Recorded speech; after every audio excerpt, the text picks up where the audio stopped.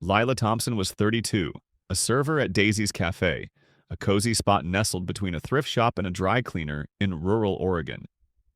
Her days followed a predictable rhythm.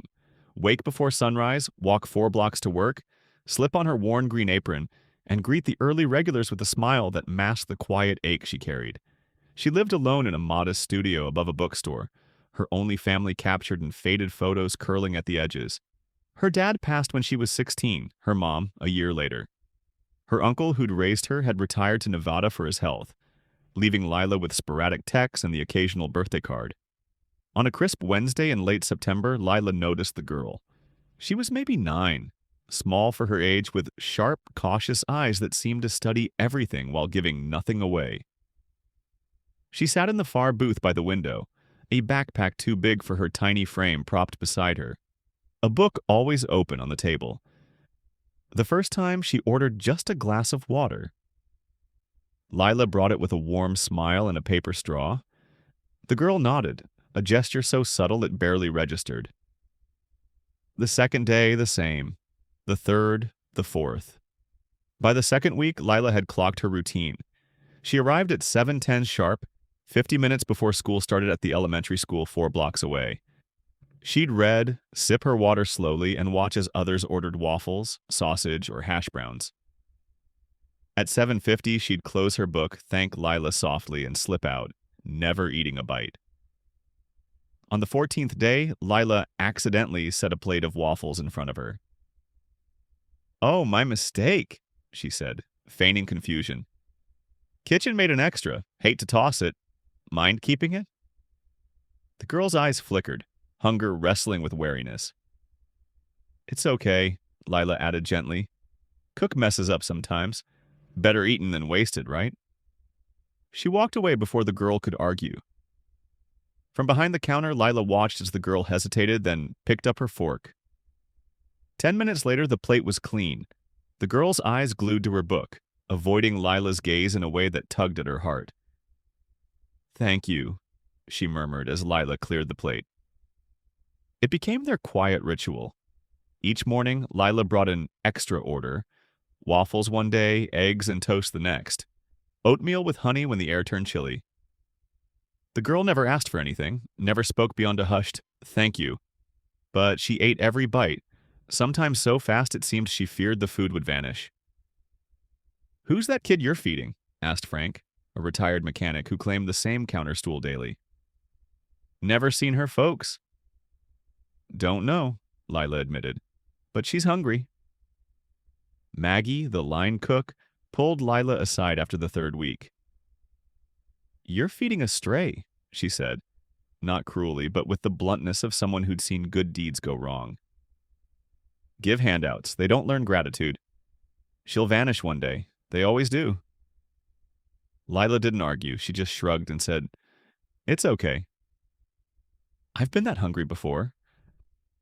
It was the most she'd ever shared about herself in her 4 years at Daisy's. The girl never offered her name, and Lila never asked. Something about her, the careful way she entered, always scanning the door and window, told Lila questions would only push her away. Instead, Lila kept her water glass full, the waffles warm, and the cafe a place where the girl could relax for 40 minutes each morning. Sometimes in the quiet moments when the girl was lost in her book, Lila wondered, was she from nearby? Did she have family? Why was she always alone? And why did hunger seem like an old friend? But Lila pushed the questions aside. Kindness with strings wasn't kindness at all. Over time, the girl's guarded posture softened. Her eyes, once fleeting, lingered on Lila's for a moment longer each day. That tiny shift, eye contact stretching from a blink to a second, told Lila her small acts mattered. By the 5th week, others noticed. Most stayed quiet, but some couldn't resist. "Playing saint on shift?" snarked a lawyer who came in weekly, his tone dripping with disdain. "Kids these days expect freebies everywhere." "Times have changed," muttered another regular. "Back in my day, no one handed out food just because someone looked pitiful." Lila let the remarks slide like snow off a roof. She'd learned long ago that defending kindness often hardened the hearts of those who scoffed, but Sarah, the cafe's manager, wasn't so dismissive. One morning, she called Lila into the cramped office behind the kitchen, her face stern. "I've seen you with that kid," she said, arms crossed. "You can't give away free food. It's bad for business and sets a bad example." Lila twisted her apron, nervous. "I'll pay for it myself." Sarah's eyes widened. "From your tips? You barely make rent." "It's my choice," Lila said, her voice steady. "Just one meal a day. I can handle it." Sarah studied her, then sighed. "Fine. But if it messes with your work or that kid causes trouble, it's done. Got it?" Lila nodded, relief flooding her. She'd expected a warning, maybe even a pink slip. Each morning, she set aside tip money, forgoing new boots or a phone bill payment, to cover the girl's breakfast. On a frigid Tuesday in November, the girl didn't show. Lila checked the door every few minutes, unease settling in. She made a plate of waffles anyway, setting it at the empty booth. "Waste of food," Maggie muttered, shaking her head. By closing, the untouched plate felt like a quiet scolding. Lila wrapped the waffles and took them home, unable to toss them. The girl didn't come the next day or the next. A week passed, then two. Lila wondered if Maggie was right. Had the girl moved on as strays do? The absence left a hollow pang she couldn't name. She'd known nothing about her, no name, no story, yet her absence dimmed the cafe. "Told you," Maggie said on the 12th day, her tone more resigned than smug. "They don't stick around once the free meals stop." During this time, Lila noticed a customer snapping photos of the empty booth where she still left a plate, just in case. The next day, she saw why. A local social media group posted the images with a snide caption, "Daisy's Cafe now serving ghost kids." Comments piled on. "Publicity stunt. Probably tossing the food. Feeding strays breeds dependency. That server's being played." The words stung, though Lila rarely cared for others' opinions. That night, alone in her studio, she questioned herself. Was she naive to help without knowing more? Was she seeing her own past in the girl's quiet hunger? Seeking solace, Lila opened the wooden box where she kept her treasures. A faded photo of her dad in his paramedic uniform, his smile kind despite the chaos of his work and his worn notebook. She flipped to a familiar page, reading words she'd memorized. "Shared my lunch with a kid by the station today. Cap said I was nuts, said she'd just come back for more." Maybe. But her eyes when she ate? Same as mine when Dad would save me the last slice of toast in the lean years. You don't go broke sharing a sandwich, but you stay empty if you don't. Lila traced her dad's words, clarity settling in. She didn't need the girl's name or story to see her hunger. Hunger, physical or otherwise, asked for food, not answers. If you believe small acts can change a life, type HOPE in the comments. On the 25th day of the girl's absence, Lila arrived at the cafe with tempered hope. She still glanced at the door at 7:10, but the spark had faded. Still, she set out a small plate of waffles, just in case. At 9:23 a.m., everything shifted. The cafe fell silent, a rare hush cutting through the usual clatter. Lila, pouring coffee near the window, looked up as 3 dark SUVs with government plates rolled into the lot, parking in a tight arc.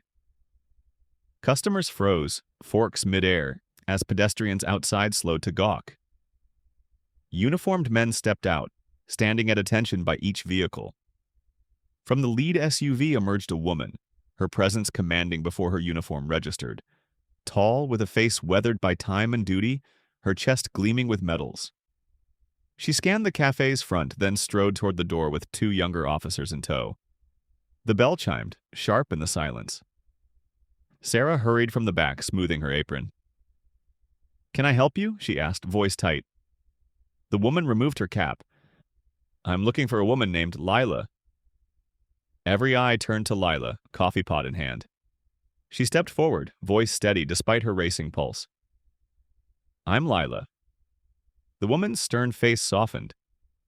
"Lila Thompson?" She nodded. setting the pot down to hide her trembling hands. "I'm Colonel Elizabeth Harper, U.S. Marine Corps," the woman said, pulling a crisp envelope from her jacket. "I'm here because of a promise to one of my Marines."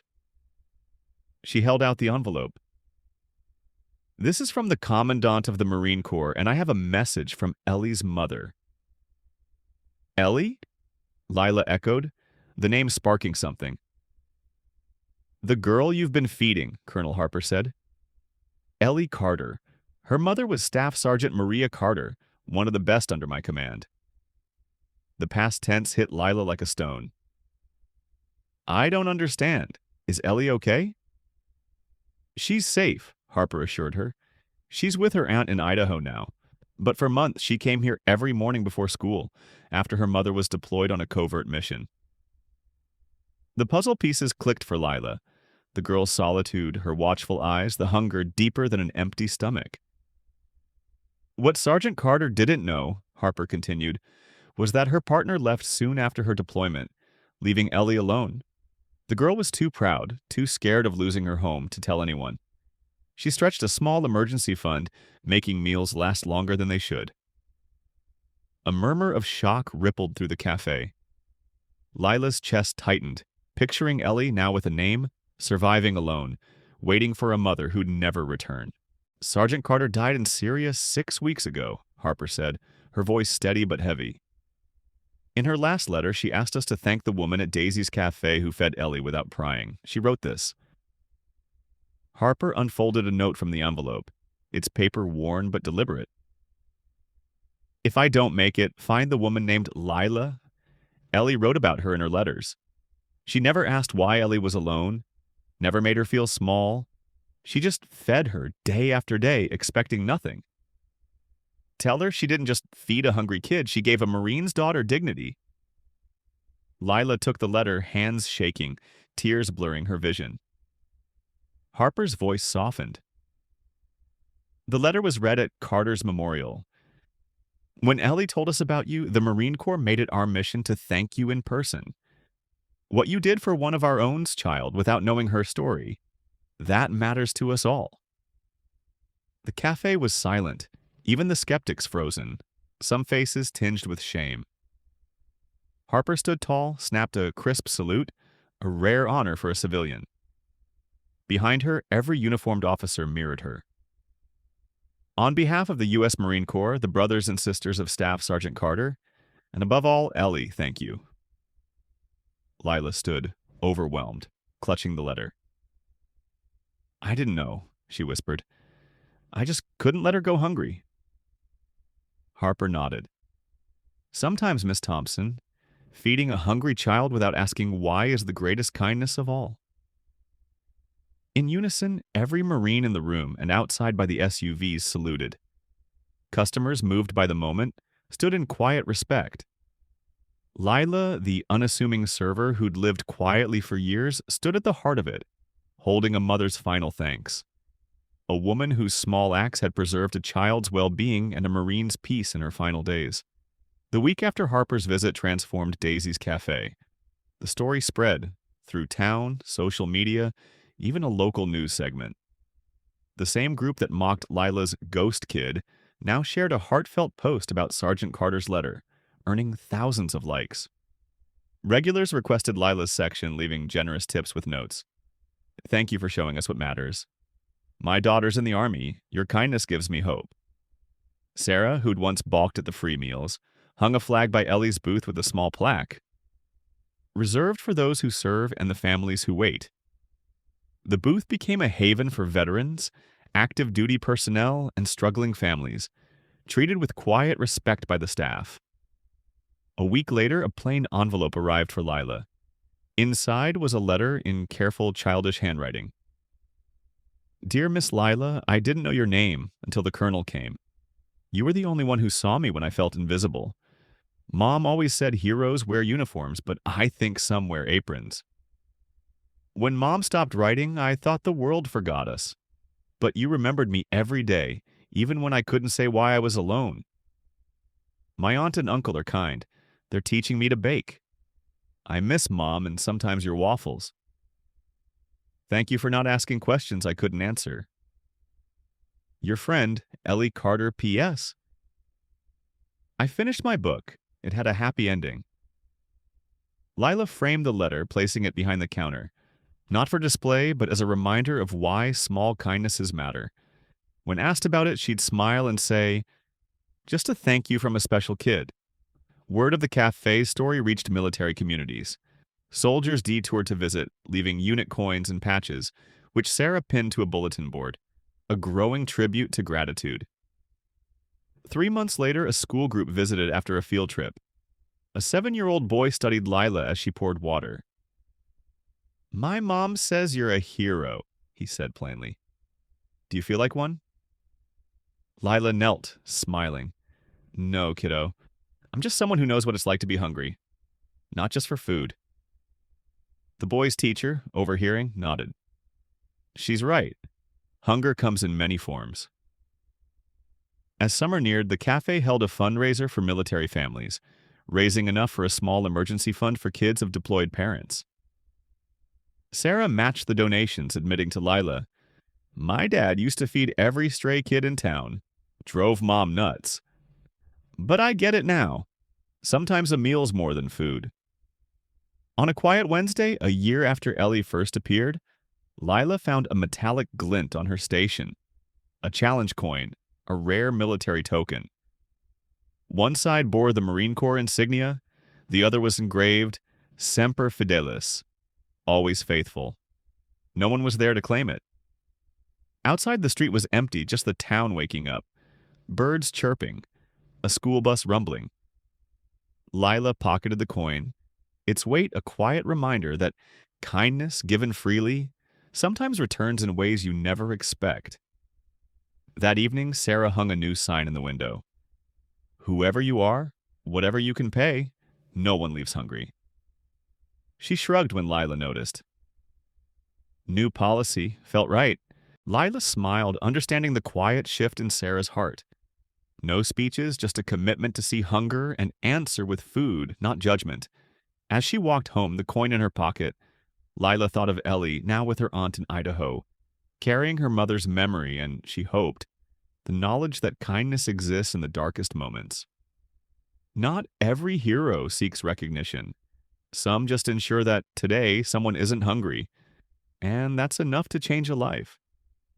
You might forget the story in a week, but if no one retells it, history stays silent.